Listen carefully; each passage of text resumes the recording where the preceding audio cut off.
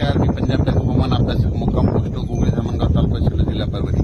आज आहे 12 जून 2024। आजपासूनचा परत एक शेतकऱ्यासाठी अंदाज येत आहे। सर्व शेतकऱ्याला सांगू इच्छितो की राज्यामध्ये आता 12 जून 13 जून आणि 14 जून दरम्यान आणि 15 जून दरम्यान दररोज भाग बदलत पाऊस पडणार आहे, म्हणून हा अंदाज लक्षात येतो। सर्व शेतकऱ्याला सांगू इच्छितो ज्यांच्या शेतामध्ये एकच ओल असली तर तुम्ही पेरणी करायला हरकत नाही। पेरणी करण्यासाठी चांगलं पोषक वातावरण, म्हणून हा अंदाज लक्षात घ्यायचा। आणि परत एक शेतकऱ्याला सांगतो की शेत म्हणजे आता सध्या खंड वगैरे काही नाही, उगाच घाबरू नका। काय होणार आहे, राज्यात पाऊस पडणार आहे, 22 जून पर्यंत पाऊस पडणार आहे। आज या तालुक्यात पडणार आहे, उद्या दुसऱ्या तालुक्यात पडणार आहे, म्हणून हा अंदाज लक्षात घ्यायचा। सर्व शेतकऱ्याला सांगितलं की राज्यामध्ये फक्त 15, 16 आणि 17 जून दरम्यान थोडी उघाड राहणार आहे, पण विदर्भात मात्र पाऊस पडणार आहे, म्हणून हा अंदाज लक्षात घ्यायचा।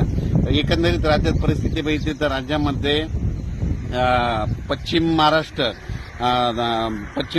मराठवाडा आणि तसेच या भागामध्ये 12 जून, 13 जून, 14 जून, 15 जून दरम्यान ओढे नाले वाहतील तसं आणखीन एक पाऊस पडणार आहे। काही ठिकाणी वाहुनी पडणार आहे, मुसळधार, कुठं रिमझिम, कुठं पेंडवालचा पाऊस पडणार आहे, म्हणून हा अंदाज लक्षात घ्या।